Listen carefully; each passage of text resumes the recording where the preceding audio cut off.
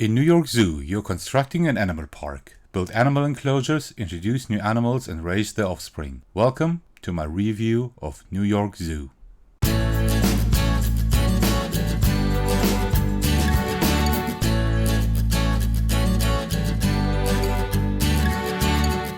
Hey everyone, this is Sir Thekos, and today I'm bringing you my review of Uwe Rosenberg's New York Zoo. But as usual, before I give you my opinion, let me show you how to set up the game first. First, each player selects their zoo board corresponding to the player count. The player count symbol can be found right here at the bottom left of the boards. After determining a starting player, that person takes the zoo board with the number 1, and then all players continue clockwise until every player has got one zoo board in front of them. Then all animals in the removable tray are placed within reach on the table.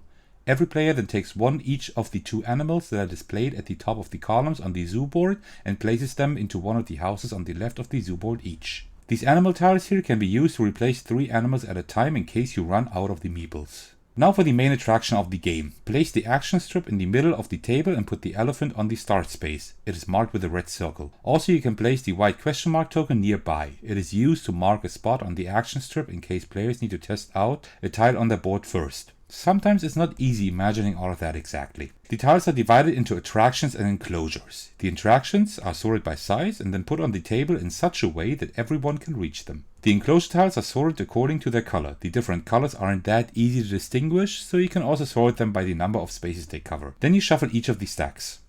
Then you lay out the tiles randomly as indicated by the symbols on the action strip. These rounded corners of the action strip also count as slots, something that mustn't be forgotten. And that's all for the setup. But how does the game play? Let me explain the rules to you briefly.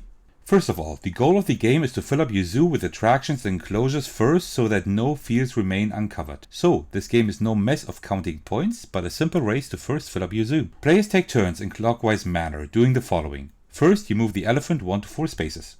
Keep in mind that brown spaces and those without any enclosures are skipped. Then you do your main action. Either you take an enclosure tile or animals, depending on where you land. If you take an enclosure tile, you place it somewhere on your board. The known rules apply. You don't need to put it next to another tile. You can rotate it and turn it as much as you want. So you're pretty free to put the tile where you want it to be. Then you have to fill that enclosure with 1 or 2 animals of the same species, because an enclosure can only house one type of species. That's something very important. The animals you put there you can take from your houses or even other enclosures. If you take animals, you either take 1 each of the pictured animals or 1 animal of your choice.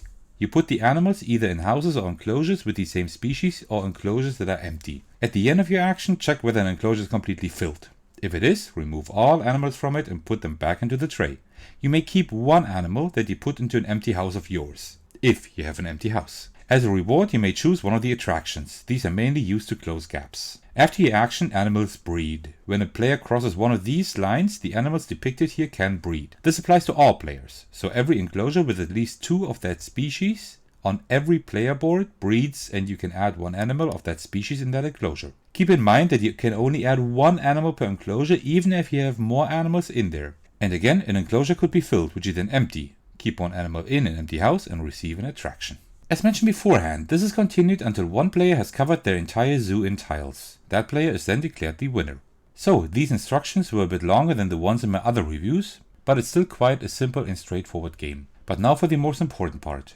What do I think about the game? As usual, let me start with the positives first. I generally like the components. The animal meeples are very cute and the tiles are as sturdy as you expect them to be. The playboards are a bit flimsy. I would have preferred some stronger material, but it's fine the way it is. Also, the art style is nice. I just don't know why the flamingo is so smug. The theme is also great, but I'm easily impressed with all games themed around nature and animals.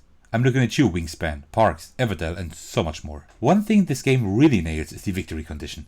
I'm a bit tired of the point salad and tile laying games that are just too complicated for its own good. This game is different. It's a race. Be the first to fill up your board and you win. This is not only simple but very exciting since you can see the progress of other players at all times. Another player has filled up more of the board than you. Well, if that doesn't get your adrenaline going, I don't know what does. While it's cute having all your meeples on the board, it can become fiddly quite quickly. I definitely knocked over meeples during the game more often than I would have liked to. The theme is nice, but, as in most games, does not make sense for all mechanics. What happens to the animals when an enclosure is full? Do I sell them all but 1? But wouldn't that make me a breeder instead of a zookeeper? I know I'm nitpicking here, but the game oozes theme, and these were some questions that took me out of my thematic experience a bit. As I said, I'm nitpicking, don't take this too seriously. Toward the end, the game becomes a bit stale. For filling up the remaining bits of your board, you need attractions. So it all becomes about filling up your enclosures as quickly as possible. That's pretty much it, and there's hardly any thinking required. Which is a shame, since the game is much more varied in the beginning. So, would I recommend the game? Yes and no. It is a great family game that is quite easy to pick up. For that, I would recommend it. Especially children will have a lot of fun with this game without having too many rules to keep in mind, but still having enough tactical decisions to make. For me, it's not a game that will stay in my collection. I like my polyomino games to be a bit more minimalistic and elegantly designed. My favorite game in this genre still is Patchwork, also by Uwe Rosenberg. But that's only for 2 players, I hear you say? Well, then there's the Patchwork Roll and Write. And that game still is the polyomino game with the best design in my opinion. New York Zoo has a few new neat mechanics, but nothing that is interesting enough to play the game on a daily basis. If you get the chance to play this game, I would highly suggest you do, since it's definitely a good game. And one play should give you a good feeling whether you like the game enough for you to purchase it or not. Well, if you're still watching, thank you so much for sticking until the very end. I highly appreciate it. If you liked this video, let me know by liking the video or even commenting down below. I love to talk to you about the hobby that we both share. Alright, that's it for today's video. I see you in the next one. Cheers.